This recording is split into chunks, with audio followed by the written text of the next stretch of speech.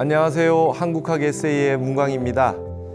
우리는 이제 한류학이라고 하는 분야에서 이 한국의 문화, 한국의 그 K 컬처라고 하는 이런 부분에 관련된 부분들을 좀 살펴보고 있습니다. 오늘은 그 한 일환으로서 BTS에 대해서 한번 이야기를 해보고자 합니다. 여러분들 저도 그렇고요. 어느 순간 이제 K-팝이라고 하는 그런 젊은, 저보다 훨씬 젊은 그런 우리 가수들이 대중음악이 전 세계의 그 모든 젊은이들의 마음을 사로잡고 아주 크게 히트를 해서 정말 역사에 찾아볼 수 없을 만큼 거대한 어떤 흐름을 하나 형성하고 있습니다. 그래서 한류라고 하고 있지요. 그리고 한류라는 말은 이미 영어 사전에 등재가 돼서 그냥 공식적인 단어가 되었습니다. 근데 우리도 예전에 저는 이제 홍콩 영화를 보던 세대였고, 우리 앞에는 영어 공부를 팝 음악을 통해서 했었고, 저희들 이후에 후배 세대들은 일본의 애니메이션이나 게임을 보면서 이제 일본어 공부를 했던 세대인데요. 이제 전 세계에 있는 많은 사람들은 한국의 음악과 드라마와 영화와 이런 한국의 대중문화를 통해서 한국을 접하게 되고, 그리고 이제 한국어를 공부하는 시대가 되었습니다. 그 앞에 물론 삼성이나 현대와 같은 세계적인 기업이 있어서 우리가 한국이 알려지기는 했지만, 이렇게 범지구적으로 한국이라고 하는 나라를 아주 깊이 접촉하고 그 다음에 인식하게 되는 것은 역시 우리 한국 문화 이 산업이 전 세계에 한류를 통해서 나타나면서 이루어졌던 것 같습니다. 근데 사실 저도 이 한국학 에세이라고 하는 이 주제로 불교신문에 처음에 연재를 할 때 BTS가 뭐 세계 빌보드 1위를 하고 했을 때 수없이 많은 우리 K-팝의 그 보이그룹, 걸그룹이 있었잖아요. 그랬지만은 차별점이 뭔지, BTS가 왜 그렇게 세계적으로 호응을 받는지 잘 몰랐습니다. 아무래도 이제 저희들이 젊었을 때 듣던 음악과 다르고, 저희들만 해도 이제 구시대가 됐고 뭐 기성세대가 됐고 이래서 요즘 젊은 세대들의 음악에 깊이 공감하거나 잘 못하는 그런 그 세대가 됐잖아요. 그래서 저는 이 글을 쓰기 위해서 BTS를 공부를 했었어요. 영상도 찾아보고 방시혁 대표의 어떤 그 기획이라든지 이 어떤 그 홍보라든지 모든 부분에 다큐도 찾아보고 많이 공부를 했었어요. 그래서 어느 정도 이제 이해를 하게 됐습니다. 그리고 음악도 듣고 이렇게 하면서 이런 부분이 이제 전 세계를 강타했구나라고 하는 걸 이해를 하게 됐어요. 그러면 한번 보시면서 얘기를 한번 나눠보도록 하겠습니다. 이 사진은 우리 BTS의 멤버들이 여기 이제 어디냐 하면 강화도 보문사입니다. 우리 그 관음성지로 유명한 강화도 보문사에 가서 이렇게 기와불사에 이렇게 이름 다 쓰고 이렇게 했던 그런 사진이 있어요. 그렇게 해가지고 BTS에 대해서 뭐 얼마나 잘 아는 분들이 많겠습니까? 팬들이 이 방탄소년단의 팬들은 세계적으로 팬덤이 대단하고, 제가 감히 뭐 이렇게 제대로 알지도 못하면서 얘기하기가 힘들 정도로 정말 엄청난 팬들이 있거든요. 근데 저는 여기에서 또 이러한 부분에서 주목했던 부분은 바로 아민정음 떼창으로 감방운을 열다라는 제목을 붙였고요. 이 BTS가 제가 봤을 때 전 세계에 한국어 열풍을 일으키고 한국어를 가장 많이 알리고 보급하는 데 큰 역할을 했지 않느냐라고 하는 그 한 부분을 가지고 글을 쓴 겁니다. BTS 전체를 조명할 수는 없고요. 예, 여기에 이제 우리 제목에서 감방운이라고 했는데, 이제 감방운은 바로 이렇게 씁니다. 우리 감방이 동북방을 의미하고 이게 지금 한국을 의미하는 거니까 우리 한국에 운이 온 것을 역학적으로 방위적으로 우리가 간방이라 그러고요. 이게 간산이라는 표현도 쓰죠. 계룡산을 간산이라고 하고 우리나라 전체가 동북아시아의 동북방에 있기 때문에 간방이라고 하는 거죠. 그래서 우리에게 이제 유사이래로 처음으로 국운이 세계의 한국이 이제 알려지는 그런 운이 도래했다는 걸 이제 간방운이라고 이야기를 했던 것입니다. 자, 한번 읽어볼게요. BTS가 이끌고 있는 절정의 한류 콘텐츠. 라디오 FM에서 들려오는 팝 음악을 듣고 자란 우리 세대들에게 방탄소년단의 빌보드 차트 1위 소식은 매우 비현실적인 것이었다. 그것도 한 번이 아니라 여러 차례 석권했다는 뉴스를 들으면서 과연 BTS가 그렇게 대단한 그룹인지 궁금해지기 시작했다. 처음에는 정말 낯설고 몰랐었지요. 빌보드 차트 1위를 했다고 영국 런던의 웸블리 스타디움과 미국 뉴욕의 타임스퀘어 그리고 브라질 상파울루 스타디움을 강타한 역대급 공연 실황에 열기는 실로 대단했다. 그럼에도 이 음악이 진정 빌보드 1위가 될 수 있단 말인가? 라는 의문을 떨치지는 못했다. 기존의 K-팝 그룹들과 도대체 무슨 차이가 있는 건지, 전 세계가 왜 저렇게 열광하는지 의문을 품었던 한국의 중년은 나만이 아니었을 것이다.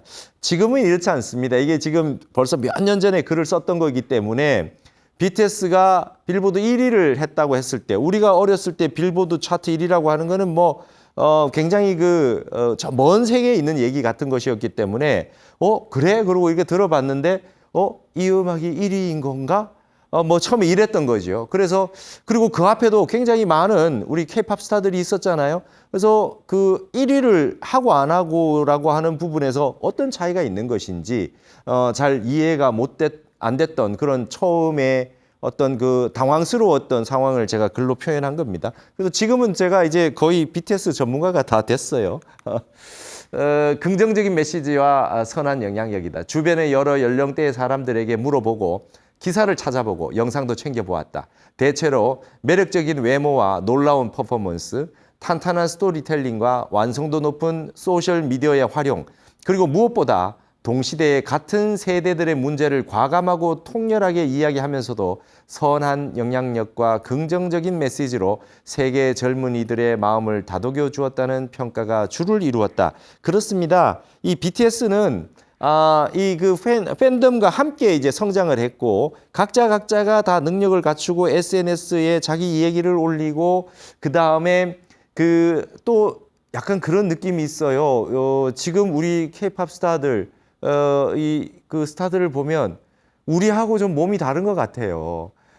거의 좀 다른 종족인 것 같은, 우리 민족이 종이 바뀐 거 아니냐 싶을 정도로 우리 지금의 현대의 젊은 친구들은 키도 크고 얼굴도 너무 잘생겼고 예쁘고 아주 너무 좋아요. 예전에 타너 스님 이런 말씀하신 적이 있었거든요. 타너 스님 생시에 요즘 젊은 친구들을 관상을 봐라. 우리보다 훨씬 낫다. 우리보다 잘 살 것이다. 우리보다 훨씬 낫다 이러셨거든요. 그 세대들이 벌써 저희들 세대나 저희들 조금 선배 세대였었어요. 근데 저희들이 봐도 지금의 우리의 이 젊은 우리 청년들을 봤을 때 우리보다 훨씬 나은 것 같아요. 몸이라든지 관상이라든지 아니면 생각이라든지 이런 부분들이 결코 우리보다 못하지 않다. MZ 세대라고 해서 이렇게 좀 소통이 안 되는 부분에서 이렇게 비판하는 부분이 좀 있는 것 같은데 저는 그렇게 보지 않습니다. 우리보다 훨씬 낫다. 우리 뒤에 세대들이. 그리고 앞으로 한국이 훨씬 발전할 수 있다라고 하는 간방운이 도래했고 한국의 미래가 밝다라고 하는 것은 기존의 세대보다 지금 앞으로의 10, 20, 30 이 젊은 세대들이 훨씬 우리보다 낫다라고 하는 저는 확신을 가지고 있어요. 그래서 이런 부분들이 훨씬 더 우리보다 낫기 때문에 예전에 선배들이 하지 못했던 이 세계적인 선풍과 빌보드 차트 1위와 아카데미상과 이런 모든 부분들이 훨씬 우리 시대보다 아주 훌륭해지지 않았느냐 그런 생각이 듭니다. 그리고 굉장히 메시지가 좋아요. 그래서 외국의 어머니들이 자기 자식들이 전 세계 어머니들이 그런다는 거예요. 한국 K-팝 음악을 보고 같이 춤을 추고 노래를 하고 하는 모임이 있다 그러면 가라 그런대요. 거기 갔다 오면 애가 우울증도 없어지고 건전하고 애가 바른 사유를 하고 바른 생각을 하고 이게 선한 영향력 아니겠어요? 긍정적인 메시지, 가사들이 너무 좋은 거죠. 그래서 전 세계 어머니들이 K-팝을 좋아한다 그러면 적극적으로 밀어준다는 것이죠. 그런 이 영향력이 있다는 겁니다. BTS의 이 독특한 스타일이 팬과의 동반 성장인데요. 기존의 한류 스타들의 장점들이 종합 패키지로 응축되었다는 점과 끊임없이 노력하여 변모해가는 과정에서 SNS로 다양하게 소통하여 팬과 동반 성장해 나갔다는 특징이 눈에 띄는 것이었다. 이 정도의 무미건조한 분석은 일반적인 검색만으로도 충분히 가능한 것이다. 그런데 동영상들을 여러 차례 챙겨보다 보니 뭔가 마음속에 꿈틀대는 것이 하나 있었다. 이 제 얘기입니다. 아민정음과 한국어 떼창, 얼쑤, 지화자 좋다와 같은 추임새를 비롯하여 전 세계의 청춘들이 한국어 가사를 능숙하게 따라 부르는 장면은 마치 잠실이나 상암 경기장을 연상하기에 충분했다.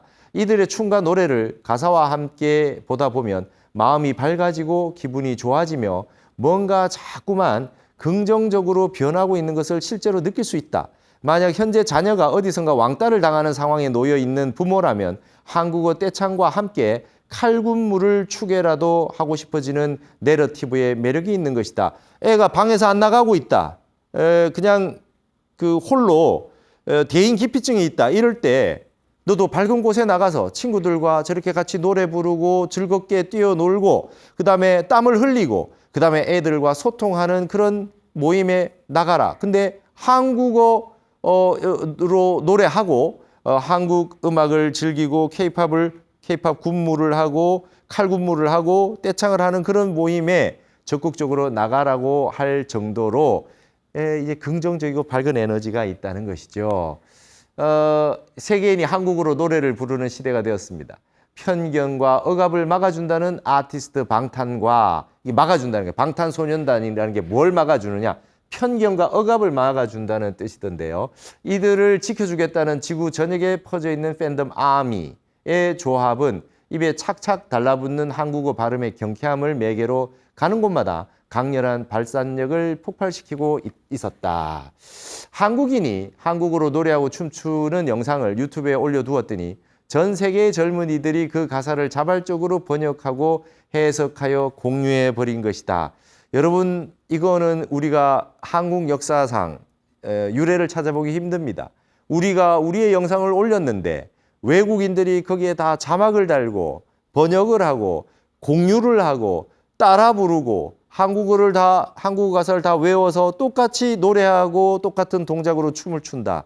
이거는 거의 혁명에 가까운 문화의 변화라고 볼 수가 있겠죠. 한국인도 처음 경험해보는 사태라고 할 수 있겠습니다.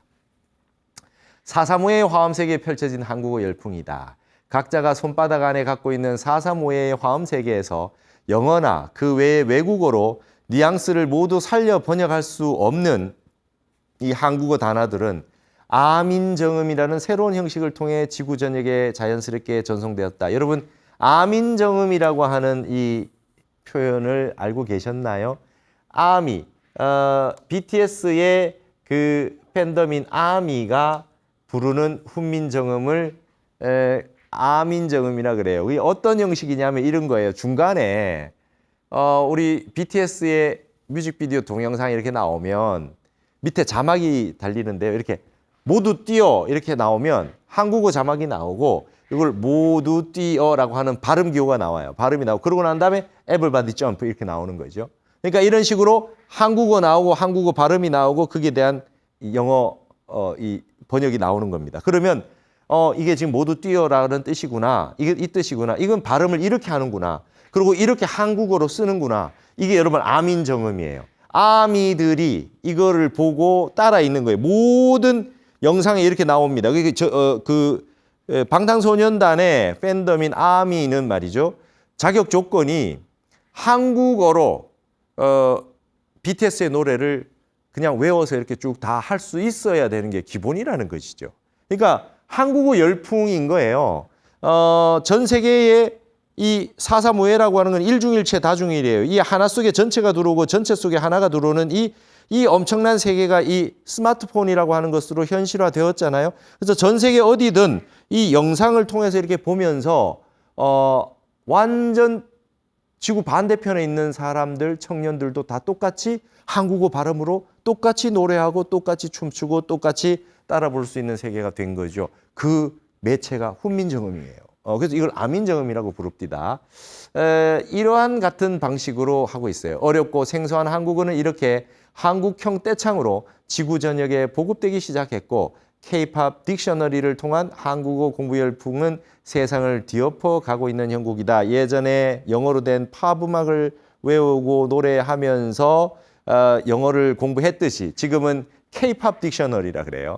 한국어 노래에 나오는 그런 단어들을 통해서 먼저 한국어를 익히고 외우고 따라하고 하면서 이제 익숙해지는 세계가 되었다는 것입니다. 이 우리나라가 이 떼창으로 굉장히 유명한데요. 여러분 일본하고 한국어가 좀 다르답니다. 해외의 팝스타들이 일본에 가면 이렇게 호응이 없이 조용하다는 거예요. 일본인들은 내가 노래를 하면 나 가수의 노래를 들으러 왔는데 왜 네가 노래하냐. 가수 음악을 좀 듣자. 조용해라. 이렇게 이제 소리를 내면 안 된다고 생각을 한다는 것이죠. 내가 입장료를 내고 어렵게 들어왔는데 저 가수의 음악을 들어야지. 이런 어떤 형태가 있는데 우리는 어떤 식이냐면 노래를 말이죠. 다 따라 불러요. 뭐 가사를 다 알고 있어요. 그리고 그러니까 이제 외국인 가수들이 K-팝의 이 문화라고 하는 건 떼창 문화인데 가수보다 더 노래를 불러주는 거죠. 그러니까 한국에 오면 한 번 온 가수는 없다는 거예요.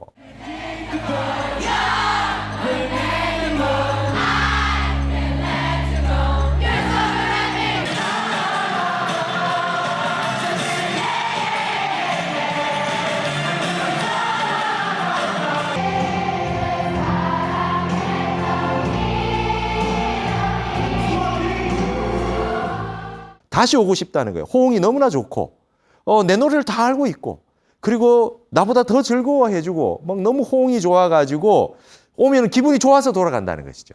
기분이 좋아서 돌아간다. 이 이제 엄청난 어떤 이런 문화가 이게 함께하는 우리나라가 여러분 이 가무에 능하다. 이게 이 동이족이 말이죠. 노래를 좋아하고 어디든지 모여가지고 함께 춤을 추고 노래하고 이런 부분들이 옛날 역사 속에 있잖아요. 이게 이런 거 여러분이 이제 한류학을 하면서 이렇게 이제 공부를 해서 이런 것들을 우리가 이렇게 정립을 해야 됩니다. 왜 이런 떼창, 한국형 떼창이 왜 나오게 됐느냐 이런 것도 우리 문화와 역사 속에서 찾아가지고 쭉 이 흐름을 우리가 흥이 많잖아요. 여러분 대한민국을 흥한민국이라고 하는 경우가 있어요. 이런 책이 있어요. 대한민국이 이 흥으로 보는 거죠. 흥으로. 이게 굉장히 흥이 있는 민족이고 그다음에 이게 낙천적이에요. 우리가 낙천적입니다. 근데 이런 것이 현대 문명으로 한국형 떼창이 전 세계에 보급이 된 거예요. 이제 다 같이 똑같이 한국형으로 하고 있다는 것이죠. 자, 지금 이제 지금 이 방송 녹화를 하는 게 2025년 지금 7월인데요. 6월 지난달 말을 기점으로 해서 BTS가 지금 전원 제대를 했습니다. 그래서 완전체가 됐는데 완전체로 이게 이 BTS가 돌아왔어요. 군 복무를 다 마치고 뭐 제 생각 같으면 뭐 올림픽 메달을 따면 뭐 군 면제를 시켜주잖아요. 정말 이 BTS 같은 경우에 군 면제 좀 시켜줬으면 좋겠다는 생각을 했는데 어쨌든 그래도 또 다 군대를 다 다녀와서 전역을 하고 왔습니다. 기대가 돼요. 어떤 또 세계적인 영향력을 미칠지 또 얼마나 멋있는 음악들을 만들어내고 또 어떤 활약을 할지 참 귀추가 주목이 되는데 그래도 늠름하게 이 멋진 친구들이 이 전역을 다 해가지고 제대해서 이렇게 멋지게 다시 돌아왔습니다. 이제 앞으로 어떤 활동을 할지 지켜볼 텐데요. 이 BTS 얘기를 하면서 저는 이 싸이 얘기도 한번 하고 싶었던 거예요. 이게 지금 이 얘기를 하면서 이제 한국어 얘기를 좀 해야 되겠거든요. 싸이도 몰랐던 강남스타일의 성공 비결이다 이랬는데 여러분 지난번에 제가 얘기했죠. 봉준호 감독도 우리 이 영화가 기생충이라는 영화를 이렇게 전 세계가 많이 보고 이렇게 좋아할지 나도 정확한 이유를 모르겠다. 기자분들이 좀 여러분들이 좀 얘기해 달라고 했듯이 이 싸이도 이 강남스타일이라고 하는 영화 이 음악이 이렇게 전 세계적으로 빌보드 2위까지 했죠. 그리고 뭐 뮤직비디오가 뭐 정말 엄청나게 전 세계적으로 히트를 쳤는데 이유를 잘 모르겠다는 얘기를 했었습니다. 싸이는 2012년 전 세계를 강타한 노래 강남스타일이 왜 그토록 흥행했는지 그 원인을 자신도 정확히 알지 못한다고 말한 적이 있다. 당시 나는 저예요. 화계서 불교대학 강의 시간에 말춤이나 뮤직비디오의 코믹 요소 외에 중요한 흥행 요소 하나를 한국인들이 간과하고 있다고 역설한 바 있다.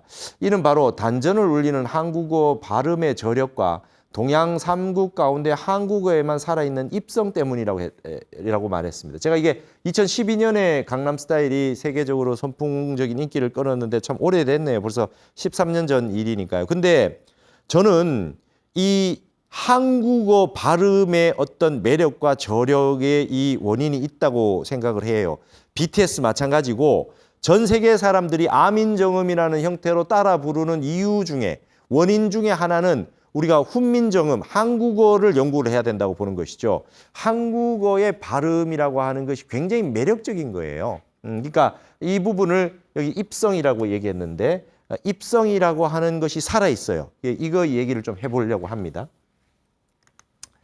자, 지금 이게 여러분 이게 프랑스 에펠탑 밑에 모인 사람들의 여러분 보셨죠? 엄청난 많은 사람들이 에펠탑 앞에서 전부 싸이의 말춤을 추었던 거. 여기는 이제 뉴욕의 타임스퀘어에서 이렇게 엄청나게 큰 공연을 하고 뭐 전 세계에서 다 열풍을 일으켰던 거 여러분 다 아실 겁니다. 여기에 이제 한국어 발음에 백미가 있다. 스트레스를 풀어주는 입성이다라고 하는 건데 이걸 얘기를 좀 해보고자 합니다. 전 세계인이 함께 즐겁게 따라했던 가사는 바로 싸이의 강남 스타일의 사나이라고 하는 부분이 있어요. 그리고 옵방 강남 스타일이라고 했던 구절이 있는데 이 사나이가 경험으로 된 것으로 경쾌함과 즐거움을 배가시켜 주었을 것이며 단전에 힘을 주었다가 뿜어내는 옵 했다가 이게 단전에 옵 했다가 오빠 했다 오빠 할 때 이게 뿜어낸단 말이죠. 이라고 하는 이 단어는 흥을 일으킨과 동시에 쌓인 스트레스를 일시에 풀어주기에 충분한 한국어 발음의 백미이다. 여러분 여기에서 이제 비읍, 옵이라고 했을 때 이 단전에 모일 수 있는 이 기운의 에너지를 모으는 게 바로 입성이에요. 입성. 평상거입 했을 때 이게 이 발음이 나오는 저기를 이게 평상거입이라고 하는 형태로 이 발음하는데 이 가운데 입성이 비읍 받침으로 끝날 때 입성은 반드시 단전을 울려요. 단전을 울리기 때문에 우리 몸에 있는 모든 에너지가 모이는 곳이 단전인데 이 단전의 에너지를 모아가지고 발산을 시킬 때 우리 몸에 있는 스트레스와 이런 부분이 발산을 하는 겁니다. 이게 폭발하는 것이죠. 그러니까 이게 보세요. 우리가 떼창이라고 하는 것도 조용히 듣는 문화가 아닌 이유가 있어요. 우리가 발산을 해야 됩니다. 내 소리로 발산을 할 때 내 스트레스가 나가게 되는 거죠. 근데 일본어에는 입성이 없죠. 입성이 없어요. 그렇기 때문에 듣는 음악과 우리가 발산해서 직접 소리치고 떼창을 하고 하는 이 발음과의 어떤 연관성이라고 하는 게 언어학적으로 분석이 필요하다는 것이죠. 저는 이게 지금 한류의 한국 K-팝이 전 세계로 퍼져나갈 수 있는 중요한 전 세계인들의 스트레스를 해소시켜 줄 수 있는 숨어있는 이 저력이고 한국어 발음의 백미라는 거죠. 거기에다가 그 내용이 좋은 내용들. BTS의 가사는 정말 멋있잖아요. 멋있어요. 그런 가사들을 정말 내가 나 자신을 사랑하는 것을 아무도 말릴 수 없다. 이런 가사들. 이 자기 자신에 대한 사랑들, 주변에 대한 아끼는 마음들이 어떤 그런 다양한 아름다운 가사들로 만들어져 있단 말이에요. 그러니까 이런 부분들이 큰 역할을 했을 것이라는 거죠. 조금 더 보도록 하겠습니다. 자, 지금 위대한 한국 문명의 표상이 훈민정음인데 우리 훈민정음 여러분 다 아시는 그 훈민정음입니다. 한국어 입성 발음은 단전을 강하게 울려주기 때문에 발음하고 나면 속이 시원하고 흥을 일으키게 된다. 이 사진이 국보 70호 훈민정음 이제 해례본인데요. 자, 이제 좀 분석을 해볼게요. 단전에서 끌어올리는 이 한국어 발음, 이것도 제가 한국의 문화의 특징으로서 단전성 문화라고 했는데 이것도 언어도 마찬가지예요. 옵이라고 하는 반복을 통해서 중단전과 하단전에 강하게 힘을 모으는 과정까지 있었으니 오빠 할 때 이게 빠라고 했을 때 이 경음에서 뿜어 나오는 에너지의 발산력은 실로 대단했을 것이다. 전 세계의 사람들이 중간에 있는 가사들은 다 못하지만 사나이 했을 때 이 똑같이 다 사나이 한단 말이에요. 그리고 옵방 강남스타일 했을 때 이 옵에서 기운을 모아가지고 단전에는 모아가지고 이게 뿜어낼 때 전 세계 사람들이 떼창을 한단 말이죠. 그럴 때 전 지구인이 말춤을 추며 단전에서 끌어올린 발음으로 함께 호흡했던 것이 강남스타일의 숨은 흥행 비결 가운데 하나였다고 생각한다. 이 저의 분석입니다. 이렇게 분석하는 사람이 없더라고요. 근데 저는 이게 왜 이렇게 했냐면 저는 중국어를 했으니까. 중국어도 해봤고 일본어 발음 속에 입성이 없는 것도 알고 우리 발음을 분석해보고 이렇게 했을 때 이제 나타나는 현상이란 말이죠. 입성이 살아있는 한국어의 힘인데요. 중국의 유명한 영화배우 성룡. 성룡은 한국어를 잘하는 것으로도 유명했다. 하지만 형이라는 누구누구 형 이렇게 불러야 되잖아요. 형이라는 발음이 너무 어려워서 매번 형님이 안 돼서 형님 이 발음이 어려워요. 이게 이 복모음이잖아요. 복모음 발음이 어려워요. 그래서 이게 매번 그 형님이라고 하다가 급기야는 모든 남자를 죄다 오빠로 통일해서 불러버렸다고 이렇게 인터뷰에 있어요. 그랬습니다. 이 오빠라는 단어는 발음도 쉽고 기운도 순식간에 배출할 수 있는 입성 발음의 전형이다. 이 발음은 시원하고 부르기가 편하고 누구나 들어도 한 번 들어도 따라하기 쉬운 발음이에요. 그게 지금 무릎팍도사라고 하는 강호동 프로에서 나와가지고 그 얘기했어요. 형님 발음이 어려워가지고 권상우 배우에게 나는 오빠라고 부른다. 오빠 이 다 뭐 남자 여자 남자 뭐 할 것 없이 그냥 다 오빠라고 불렀다는 거예요.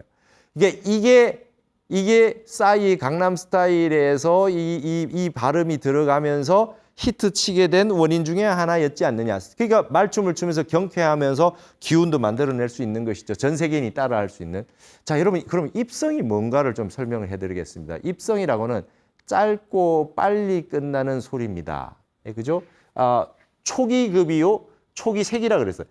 아주 급박하게 아주 빨리 급하고 빠르고 막힌다는 거죠. 이게 뭔면 입성은 짧고 빨리 끝나는 소리로 우리가 이제 옛날에는 이 국술밥이라 그랬거든요. 국술밥. 옛날에 이게 우리 훈민정음 서문 배우고 이렇게 할 때 고등학교 때 다 외우기 쉽게 국술밥으로 했어요. 근데 국술밥이 뭐냐? 기역, 리을, 비읍으로 끝나는 발음이 입성이라는 거예요. 기역, 디귿, 비읍 이런 식으로. 근데 이 음들이 이제 입성인데 고등학교 국어 시간에 세종어제 훈민정음으로 중세 문법을 배울 때 입성을 국술밥이라고 외웠던 기억이 나는데 한자음 입성 중에 디귿 받침이 발음이 우리나라에서는 리을로 변했어요. 그래서 이 국술밥이라고 했던 거죠. 원래는 이게 이제 입성인 겁니다. 여러분 받침이 있는 이러한 입성 받침이 있을 때는 반드시 단전을 울렸다가 발음이 나가야 돼요. 여러분 이게 이게 나라 국자를 보시면 우리는 국이라 그러는데 중국은 구어예요. 구어. 기역 발음이 없어요. 이 발음이 있다가 사라진 거예요. 중국어 현대 발음에. 그러니까 한국, 중국 이랬을 때 이게 한국 했을 때 이게 발음이 이렇게 딱 보이잖아요. 한국. 단전을 올려요. 한국. 머리로 발음을 할 수 없어요. 국 발음이. 한국 해야 되죠. 딱 마감을 해야 되죠. 마지막으로 딱 막아줘야 되지 않습니까? 그리고 마지막으로 막을 때 국 할 때 딱 급하게 딱 끝난단 말이죠. 끝맺음을 해준단 말이죠. 이 발음이 단전을 울려주기 때문에 에너지를 한번 모아가지고 터트려준단 말이에요. 그래서 이게 지금 한국, 중국 할 때 중국인은 어떻게 발음합니까? 한국어, 중국어, 구어 하니까 단전 안 울려요. 중국어 하고 말아요. 그냥 막 하다가 마는 거죠. 근데 한국어, 중국어, 한국, 중국 이렇게 해야 된단 말이죠. 한번 꾹꾹 눌러줘야 되지 않습니까? 이런 발음이 이제 이게 입성이라는 것이죠. 이런 것들이 이제 우리 언어 속에 있고 중국어는 입성이 있었는데 사라졌단 말이에요. 그래서 중국인은 시지을 때 이 평측이라 그래가지고 입성을 써야 되거든요. 근데 지금 사라져서 이 사람들은 옛날에 두보가 시제할 때, 200두보가 시제할 때 그 입성을 몰라요. 알 수가 없어요, 중국 사람들이. 자, 여기 지금 여기에 이 우리 그 훈민정음 예의편과 해례 제자해 보면은 이게 어떤 글자는 입성이요, 평성이 어떠며 뭐 이렇게 자세하게 설명이 다 돼 있어요. 그러니까 그런 것들을 다 고려를 해가지고 이제 훈민정음을 과학적으로 만들었거든요. 그다음 우리 발음들을 정확하게 기록을 한 거예요. 여러분 훈민정자가 아닙니다. 그렇죠? 이거 여러분 한글 훈민정음을 이해를 잘 하셔야 돼요. 저 다음에 한번 훈민정음에 대해서 제가 글 쓴 걸로 하겠는데 여러분 글자 만든 게 아닙니다. 이게 정음이잖아요. 어떻게 우리의 발음을 한자로 정확하게 다 기록을 할 수 없기 때문에 우리의 한국어 발음을 어떻게 정확한 발음으로 적을 것이냐, 어떻게 적을 것이냐예요. 한자의 이 동국정운이라고 하는 거는 중원음운의 체계하고 다르기 때문에 우리나라 발음을 어떻게 정확하게 적을 것이냐. 그렇게 해서 이 한글 훈민정음을 만들게 된 거죠. 정확하게 정자가 아니라 정음이라고 하는 게 중요합니다. 사운드를 어떻게 정확하게 기록할 거냐. 그래서 지금 우리 발음은 이 한글이라고 하는 거는 전 세계 음을 정확하게 적을 수 있는 세계에서 가장 과학적인 글자인 거지요, 훈민정음이. 자, 보세요. 중국어에서는 이 입성이 사라졌습니다. 이를 보완하기 위해서 동국정운식 한자음 표기법에는 리을 앞에 이런 식으로 이렇게 덧붙여서 입성을 발음하도록 했습니다. 요게 이렇게 되면 이제 입성이에요. 요게 이제 이 발음 기호를 넣어가지고 입성 표시를 한 겁니다. 입성 표시를 이렇게 했던 것이죠. 이런 거 여린 히읗이라고 보셨죠? 옛날에. 이 지금 안 쓰고 있잖아요. 이처럼 중고 시대에 한자음이 있었던 입성이 우리나라에서는 대체로 남아 있어서 현대 한국어까지 이어져 오고 있다. 반면 현대 중국어에서는 입성이 사라져 버렸다. 과거 당나라와 같은 고대 중국어는 평상거입이 있었으나 입성이 사라지고 나머지 평상거에 편입되어 현재의 성조인 사성체계로 정착되어 버렸다. 이렇게 됐습니다. 평상거입이 있는데 여러분 여기 입성이 없어지고 이 평성이 상평성, 하평성으로 나눠져 가지고 이게 지금 중국어의 일성, 2성, 3성, 4성 이런 식으로 바뀌었어요. 그러니까 중국어는 사성 체계로 돼 있는데 입성이 없어졌고 이 입성이 평상거입이라고 하는 거에 입성은 없어지고 이게 1성, 2성, 3성, 4성으로 다 편입이 됐어요. 그게 어디에 편입됐는지 잘 모르는 거예요. 예를 들면 이런 거죠. 니 하오마 이렇게 하잖아요. 이러면 하오가 이게 삼성이에요. 예를 들면 뭐 이게 뭐 부를 호자 이런 거는 사성 하오입니다. 하오. 그러니까 예를 들면 마가 있으면 일성 마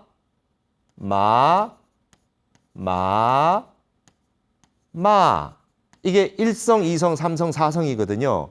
1성, 2성, 3성, 4성의 지금 중국어 언어 체계에 이 성조가 있는데 마, 1성, 2성, 3성, 4성이 있는데 이게 지금 여기에 해당하는 건데 이 입성이 있었던 거는 그냥 이 속으로 편입이 돼 있어서 평상거로 편입돼 있고 이걸로 아무리 봐도 어느 게 입성인지 알 수가 없어요. 그렇죠? 근데 예를 들면 아까 말했던 나라국자 같은 경우에는 구어 이성이란 말, 이성인데 이게 원래 입성이었다는 건 중국인들은 모르는 거죠. 근데 우리 발음에 그럼 한국인은 딱 보자마자 이거 입성이야. 그렇게 이렇게 알 수 있거든요. 그래서 이게 지금 한국인들은 정확하게 입성을 알 수 있는데 중국어 발음에서는 입성이 없어졌어요. 그럼 여러분 어떤 현상이 일어날까요? 발음에 입성이 없다고 하면 그러면 단전을 올려주는 그다음에 비읍 이런 발음들이 없으면 말이 그냥 계속해서 흘러만 다니지 한 번씩 모아주고 뿜어주고 하는 기운들이 없어지잖아요. 제가 봤을 때는 중국어에서 입성 발음이 없어졌다라고 하는 거는 중국인들의 성격과 인성, 감정 형성에 굉장히 큰 영향을 준다고 봅니다. 여러분 홍콩의 이 홍콩어에는 말이죠. 꽝뚱어에는 입성이 살아 있어요. 그리고 베트남어도 옛날에는 그 월남이잖아요. 위에남, 베트남이잖아요. 위에 난이잖아요. 베트남이라고 하는 게 옛날에 월나라 밑에였기 때문에 이게 중국 땅이었잖아요. 베트남어에도 입성이 살아있어요. 입성이 살아있는 나라는 국민성이 강합니다. 예, 그 흐릿하지 않아요. 발음을 단전을 꽉꽉 울려주기 때문에. 그 부분을 잠깐 한번 보도록 하겠습니다. 이거 보세요. 예컨대 1에서 10까지 숫자를 살펴보면 한국어로 발음으로 볼 때는 1, 2, 3, 4, 5, 6, 7, 8, 9, 10에서 입성에 해당하는 것들이 1, 6, 7, 8, 10 이런 거는 딱딱 입성이 있잖아요. 이렇게. 요게 6, 7, 8, 10 이렇게 돼요. 그런데 중국어는 이게 그 6과 10 이런 거는 확실한 입성으로 볼 수 있겠죠. 자, 보세요. 현대 중국에서는 말이죠. 1, 6, 7, 8이 어떻게 됩니까? 2, 6, 7, 8, 10 이래요. 7, 8, 10, 7, 8, 10 이래요. 입성이 없어졌어요. 한국어 달리 입성이 사라졌으며 입성의 흔적도 전혀 찾아볼 수 없다. 이게 지금 성조가 시 이성이다. 리우 뭐 이런 식으로 이성이다 이런 식으로 해도 그러니까 그거 가지고 입성이 어딘 있는 어떤 게 입성인지 모릅니다. 한국어는 입성이 있단 말이죠. 그래서 이런 부분들이 굉장히 영향을 미치는 것이 많다 언어에. 자, 그럼 일본어는 어떻게 됩니까? 일본어에서도 역시 입성 발음이 없어서 우리가 맥도날드라고 하는 발음하는 것을 일본인들은 마그도나르도라고 발음할 수밖에 없다. 맥 입성이잖아요. 맥도날드. 그죠? 우리는 이게 맥도날드 했을 때 발음을 일본 사람들은 맥이 안 돼요. 그래서 감사합니다가 가무사 하문이다. 합니다. 감사합니다가 돼야 되는데 이게 안 된단 말이죠. 일본에는 우리말의 받침에 해당하는 발음이 거의 없다. 그래서 일본인들은 주로 발음을 가슴 위로 머리로만 하게 된다. 이로 인해 마음속 깊은 곳에서 뿜어 나오는 감정을 모두 싣기 어려워지는 것이다. 여러분 입성이 없으면 감정을 발산하기가 굉장히 힘듭니다. 우리는 이제 이 여성분들 이렇게 모여가지고 뭐 남자들하고 그래 요즘 남자들도 수다 많이 떠는데 막 수다 한번 떨고 나면 에너지가 스트레스가 해소될 수 있어요. 입성들을 막 쓰니까 여러분 말하자면 우리나라에 이제 말하자면 욕설이라고 하는 건 전부 입성 발음들이에요. 그렇죠? 이런 발음들 18 발음들 전부 이게 전부 입성이잖아요. 이게 발산한다면 에너지를 발산해. 그렇기 때문에 속에 있는 스트레스를 언어를 통해서 같이 노래를 부르고 떼창을 하면 말이죠. 에너지가 발산이 되면서 스트레스가 풀려요. 근데 일본어 발음에 그게 없어요. 그렇죠? 이게 없단 말이에요. 자, 그러면 어떤 현상이 일어나냐면 일본 같은 이게 유명한 일본의 이중성을 설파한 국화 카일이라고 하는 건데 국민들이 가지고 있는 이 쌓여 있는 불만의 에너지를 발산할 기운이 없죠. 우리 춤추고 노래하면 그다음에 수다 떨면 되는데 이게 안 되니까 아름다운 국화로 있다가 갑자기 외세에 전쟁하러 나가면서 한 번씩 전쟁을 하면서 이렇게 뿜어내는 에너지로 전체주의적인 에너지로 뿜어낼 수밖에 없어요. 이게 국화와 칼이라는 것이죠. 저는 그렇게 봅니다. 언어가 굉장히 중요하다고 봅니다. 중국인들도 입성을 쓸 수 있었다고 한다면 그 에너지를 굉장히 건전하게 발산할 수 있었는데 입성을 쓰지 않으면 정확한 발음이 어려워지거든요. 이 발음을 뭉개게 되지 않습니까? 국 이런 걸 구어 이렇게 하면은 발음을 속내를 드러내지 않게 되기 때문에 어떻게 되냐면 겉다르고 속다른 형태가 될 가능성이 굉장히 높습니다. 그래서 한국은 청문회를 하면서 정확하게 얘기하시오. 정확하게 얘기하시면 한국 발음, 입성을 다 발음해야 되기 때문에 솔직하게 말할 수밖에 없는 형태가 됩니다. 자, 언어가 곧 그 나라입니다. 이 발음의 특색이 그 나라의 특색인데요. 독일어의 발음 같은 경우는 강력해서 게르만족의 강인한 민족성과 기상이 잘 드러나게 되어 있고 부드럽기로 유명한 프랑스에서도 에흐, R 발음이 에흐잖아요. 이 발음 같은 경우는 단전을 울려주는 강력한 발음들이 있어서 만만찮은 기운을 드러내주고 있다. 언어가 그 나라라고 할 수 있을 만큼 언어만의 독특한 발음은 그 민족의 성품과 개성을 강하게 드러내준다. 여러분 독일어 입성이 확실하게 있죠. 독일어 발음 강하잖아요. 독일어 발음 분명해요. 강해요. 그래서 게르만족의 독일 전차라고 하는 그 축구 선수들을 독일 전차라고 하는데 그런 형태가 민족성 강인한 그 게르만족의 특성을 나타낸다고 할 수 있고 프랑스도 굉장히 부드러운 말 같지만 중간에 입성들이 막 중간중간에 막 나오고 있죠. 그러니까 뭐 피에르 가르댕이라고 하죠. 비에흐라 그러잖아요. 비에흐 했을 때 이게 이 단전에서 쏟아낸단 말이죠. 이런 것들이 영향력이 있다고 보여집니다. 언어가.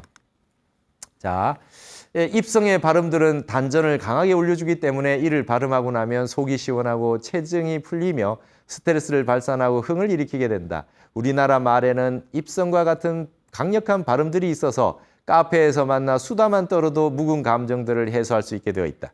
게다가 감정을 섬세하게 표현할 수 있는 다양한 어휘와 부드럽고 리듬감 있는 억양도 가지고 있어서 한국어를 배우는 외국인들은 감정이 순화되는 체험을 하게 될 것이다. 여기에다가 세계에서 가장 과학적이고 미학적인 한글을 접하면 그 아름다운 조형미에 점점 매료되어 갈 것이다. 한국의 드라마와 영화와 함께 BTS의 음악을 통해 한국어는 점차 세계인의 언어로 자리를 잡아가는 모양새다. 앞으로도 K-팝 가수 가운데 빌보드 차트를 석권하는 제2, 제3의 BTS가 얼마든지 나올 수 있을 것이다. 이 블랙핑크가 다 지금 했잖아요. 그죠? 계속 나오고 있죠. 하지만 문화사적으로 봤을 때 세계 전역에 한국어를 일시에 보급한 공로는 단연 방탄소년단에게 돌아가야 할 듯하다. 한국어와 한글이 전 세계에 보급되면 우리의 역사와 문화, 마음과 정서는 전 세계인의 삶에 깊이 스며들 것으로 보인다. 우리의 열정적인 흥취와 정감 어린 어울림의 언어가 퍼진다는 것은 평화를 사랑하는 한국인의 정신이 전 세계에 보편적인 영향력으로 작용할 수 있다는 것을 의미한다. 역학에서는 우리 한국을 동북방인 간방이라 하고 청년을 상징하는 소남이라 부른다. 여러분, 간방의 뜻은 젊은 청년이란 뜻입니다. 타너 스님은 50여 년 전부터 한국에 간도수가 들어와 있고 한국의 정신문명이 세계의 중심에 설 것이라 예견한 바 있다. 이제 그 간방운이 본격적으로 시작된 것으로 보인다. 이와 같은 한국의 젊은 청년들의 자유로운 정신과 활달한 기상을 우리 기성세대들이 어떻게 잘 보좌해 줄 것인가가 남은 과제라고 하겠다. 인재양성은 불세의 사업이라는 말이 있듯이 우리 기성세대보다 훨씬 나아 보이는 이 젊은 한국의 청춘들에게 어떻게 길을 터줄 것인가를 깊이 고민해 봐야 될 때가 온 것 같다. 여러분, 지금 이게 2021년 자료인데요. 한국인 인체지수의 변화입니다. 79년에 비해서 2021년에 키가 한 6cm나 컸고요. 여성들도 마찬가지예요. 지금 이제 21년에 159.6인데 지금 4년 전이니까 거의 뭐 160이 넘었을 것 같아요. 이런 모습들을 보면서 이제 한국에 간방운이 왔다라고 하는 것을 알 수 있고요. 우리의 언어가 전 세계에 이제 펼쳐지게 됐을 때는 전 세계인들이 한국어를 배우게 돼 있습니다. 제가 2022년에 미국의 초청 법회를 갔을 때 UCLA에서 그런 얘기를 했어요. 한국어 프로그램이 있는데 한국학 프로그램에서 한국어를 이제는 80% 이상들의 이제 외국인들이 한국어를 제일 먼저 신청을 한다는 거예요. 이게 굉장히 빨리 마감이 된다는 거예요. 한국어를 배우려고 하는 세계인들의 열의가 대단하다. 그리고 중국어나 일본어에 비해서 한국어 인기가 너무나 많다는 거예요. 그거는 지금 앞으로 틀림없이 제가 앞에서 입성 얘기도 했지만 우리나라의 이 발음이라고 하는 것은 한국어의 입성의 세계는 우리나라 노래가 전 세계에 퍼질 수 있는 가장 큰 원인 중에 하나라고 볼 수 있어요. 그래서 여러분 이런 거를 한류학적인 방법론에서 우리 한국어의 발음과 한국어의 발음이 발산됐을 때 어떤 기운을 만들어내는가라고 하는 거를 저는 이제 과학 하시는 분들이 이거를 측정을 해서 이 데이터를 만들었으면 좋겠어요. 이 연구 좀 해주셨으면 좋겠어요. 분명합니다.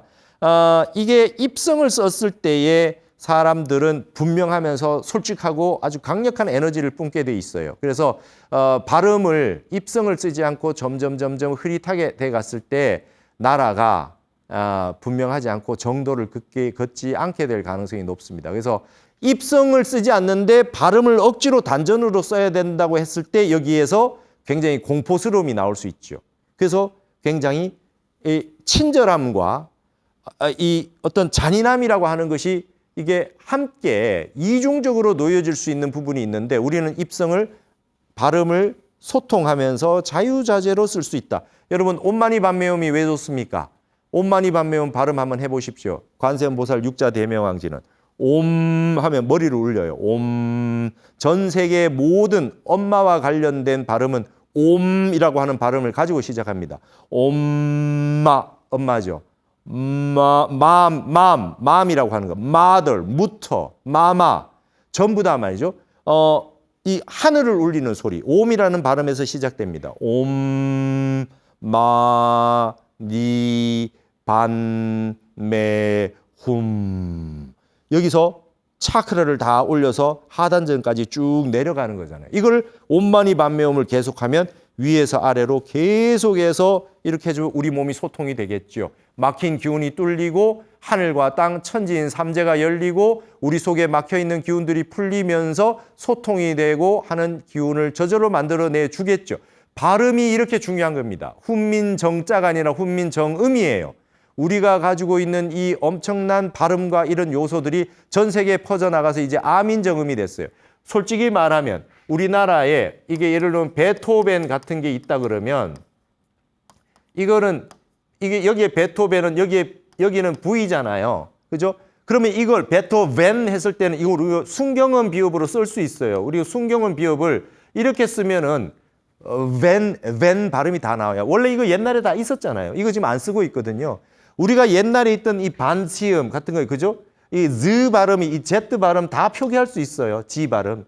이런 거 다 고려해서 만들었어요. 지금 없잖아요. 아레아 같은 경우에는 아와 오의 중간 발음이에요. 그래서 중간 발음은 아레아 표기를 해주면 제주도 살아 있잖아요. 혼조옵소인데 자와 아 중간 발음을 정확하게 해주는 이런 발음들 표기 다 할 수 있습니다. 그래서 예를 들면 우리가 패밀리다, 그죠? 패밀리다 그러면 이렇게 쓰는데 이게 P인지 F인지 잘 모르는데 예를 들어서 이게 페 했을 때 이게 비읍 이 입술을 울려주는 발음이다 그러면 표기를 이렇게 하면 패밀리가 하면은 이게 알 수 있는 거예요. 원래 우리 훈민정음은 전 세계 언어를 다 기록할 수 있는 발음을 정확하게 적을 수 있는 정음이거든요. 이 정음학이에요. 그래서 이런 위대한 우리 이 언어학의 보고를 가지고 있어요. 이런 것들 한번 생각해 볼 필요가 있어요. 베토벤 하면 뭐가 뭔지 모르지만 그냥 비읍은 이렇게만 쓰면 되고 B는 V는 이렇게 쓸 수 있잖아요. 이런 식으로 위대한 우리의 발음과 엄청난 발음의 세계와 엄청난 기록의 정음을 기록할 수 있는 이 한글 훈민정음 시스템이 다 갖춰져 있기 때문에 전 세계는 앞으로 한국에 열광할 것이다. 노래와 소리와 그다음에 우리의 문학과 드라마 이런 것들이 한국어가 전 세계에 퍼지는 날이 반드시 온다. 어떻습니까? 이제 우리의 한류는 단순한 현상으로 그치지 않습니다. 전 세계인들이 앞으로 이것을 연구하게 될 것입니다. 한국인이 먼저 우리 것을 정확하게 분석하는 이 표지를 한번 이 선구자적인 분들이 많이 나와서 연구를 많이 해 주셔야 전 세계인들이 거기에서 기미와 낌새를 채고 이제 이 공부를 하지 않겠습니까? 오늘 한국학 에세이는 BTS와 우리 훈민정음을 가지고 한번 이야기해 보았습니다. 다음 시간에 이어서 계속 하도록 하겠습니다. 감사합니다.